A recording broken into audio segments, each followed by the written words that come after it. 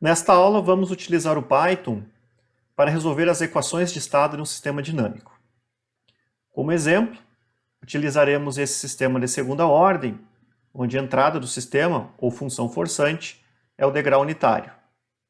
Esse sistema é o mesmo sistema que foi utilizado na aula teórica sobre resolução de equações de estado. Para resolvermos as equações de estado desse sistema, é necessário utilizar essa expressão, que depende da matriz de transição de estados ENAT. Esta matriz pode ser calculada desta maneira, que nós já fizemos analiticamente na aula teórica, e substituindo essa matriz na expressão acima, resolvendo a integral, temos a resolução das equações de estado para a entrada de grau unitário. Temos aqui a expressão da solução dessas equações, onde observamos que temos uma parcela que depende das condições iniciais do sistema e uma parcela que depende da função forçante. Expandindo essas matrizes, temos as equações para cada um desses estados. Com isso, o primeiro objetivo desta aula é utilizarmos o Python para obtermos a matriz ENAT, que é empregada nesta equação, que fornece a resolução das equações de estado. Como segundo objetivo da aula, vamos obter a solução das equações de estado. Então, vou demonstrar como utilizamos os comandos do Python para determinarmos a solução devido às condições iniciais e a solução devido à função forçante. Ao final, vamos somar as duas soluções para obtermos a solução completa para as equações de estado do sistema. Para isso, inicialmente, importamos as bibliotecas que usualmente utilizamos para trabalhar com controle. Nesta aula, não necessariamente vamos utilizar todas elas, mas eu já as deixei aqui para vocês irem se ambientando com essas bibliotecas. A única biblioteca nova que aparece aqui é a biblioteca para cálculo simbólico. Vamos importar essas bibliotecas.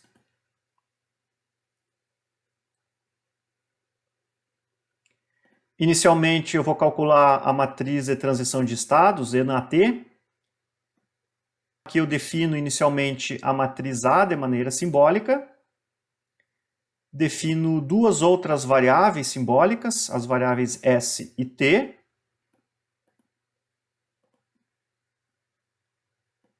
E calculo a matriz SI menos A na menos 1. Então, temos S vezes a matriz identidade, 2 por 2. É uma matriz 2 por 2 porque a matriz A tem dimensão 2 por 2. Menos A. E aqui eu calculo a inversa desta matriz. Então, verificando essa matriz. Se observarmos os elementos desta matriz, vemos que podemos fazer algumas simplificações. Para isso, eu utilizo este comando. E a matriz φds se torna esta matriz. Basta agora calcularmos a transformada inversa de Laplace desta matriz para obtermos a matriz de transição de estados ENAT. Quem faz isso para a gente é este comando, onde eu estou passando aqui a matriz φds, a variável simbólica S e a variável simbólica T. Com isso, temos a resolução da nossa matriz.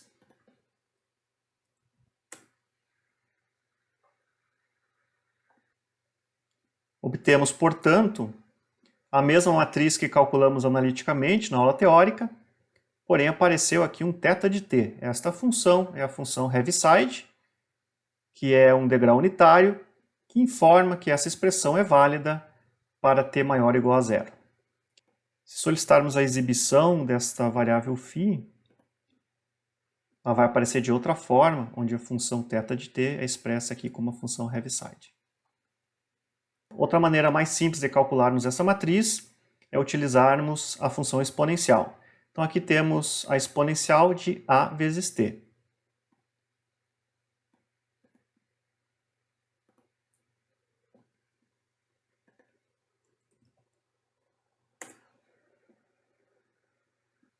Observem que temos a mesma matriz calculada anteriormente.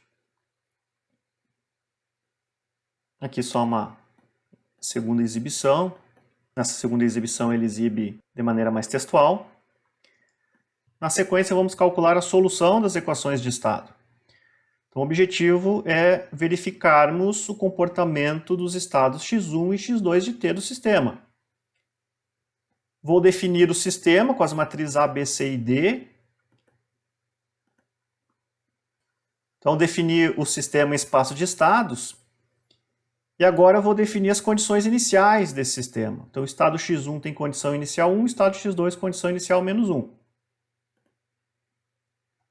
Na sequência, eu defino um vetor de tempo de simulação, que inicia em 0 e vai até 10 segundos, com 100 pontos linearmente espaçados entre 0 e 10.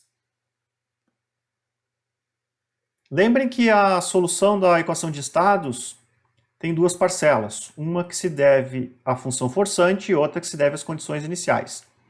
Para calcularmos a solução devido à função forçante, utilizamos o comando STEP, que anteriormente utilizamos para calcular a resposta ao degrau dos sistemas. Neste caso, passamos o sistema, o tempo de simulação, e esse terceiro argumento informa que também temos interesse no vetor de estados do sistema. Este vetor de estados vai ser retornado aqui na variável XU, onde em cada coluna temos um dos estados. Ploto os estados e temos a solução das equações de estado para a função forçante. O estado x1 tem este comportamento e o estado x2 este comportamento.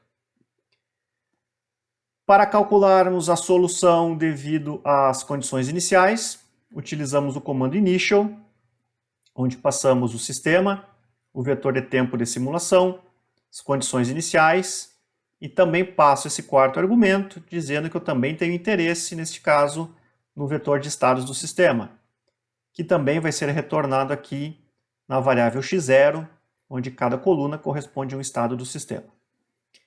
Também retorna a saída do sistema, o tempo de simulação.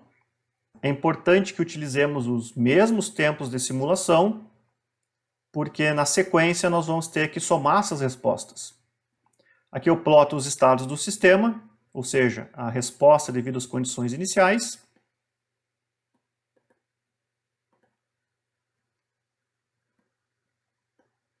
E os estados x1 e x2 têm esse comportamento. O estado x1 inicia na condição inicial 1 e converge para 0, enquanto o estado x2 inicia na condição inicial menos 1 e também converge para 0.